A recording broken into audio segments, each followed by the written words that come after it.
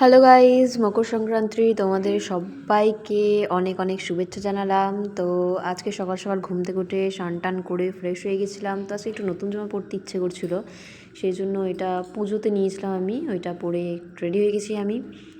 আর আমাদের পুজো টুজো সব দেওয়া হয়ে গেছে। আর আমাদের আজকের দিনে হয় কি, যে পুজো টুজো দেওয়ার পরে কিছু খাওয়া যায়। আর কিছু খাওয়ার মানে হচ্ছে চিড়ে দই এইসবই মানে খেতে হয়। তো আমার একটু স্নান করতে দেরি হয়ে গেছিলো, সবার খাওয়া দাওয়া হয়ে গেছিলো। তো এই যে এখানে মা আমাকে চিড়ে দই দুধ চিনি গুড় সব কিছুকে একসাথে মাখিয়ে দিয়েছে, আর ওইটাই আমি বসে বসে খাচ্ছিলাম। আর আজকে প্রত্যেক বাঙালির ঘরে নিরামিষ রান্না হয়। বাবা আজকে খিচুড়ি রান্না করছিল, সেদ্ধ চালের ভাত খেতে হয় না আজকের দিনে। অনেকের অনেক রকমের নিয়ম থাকে, আমাদের এই নিয়মটা আছে যে আজকে ভাত খাওয়া যায় না, খিচুড়ি টিচুড়ি এসব খাওয়া যায়।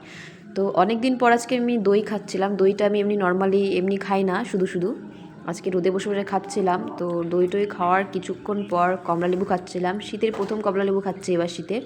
আর আমরা কমলালেবু লঙ্কা গুঁড়ো লবণ এইসব মিক্স করে খাই। তো এই যে খিচুড়ি রান্না হয়ে গেছে। তো বন্ধুরা, যদি ভিডিওটা ভালো লাগে তো লাইক করে দিও, আগের ভিডিও দেখার জন্য ফেসবুক পেজটিকে ফলো আর ইউটিউব চ্যানেলটিকে সাবস্ক্রাইব করে দিও। টাটা।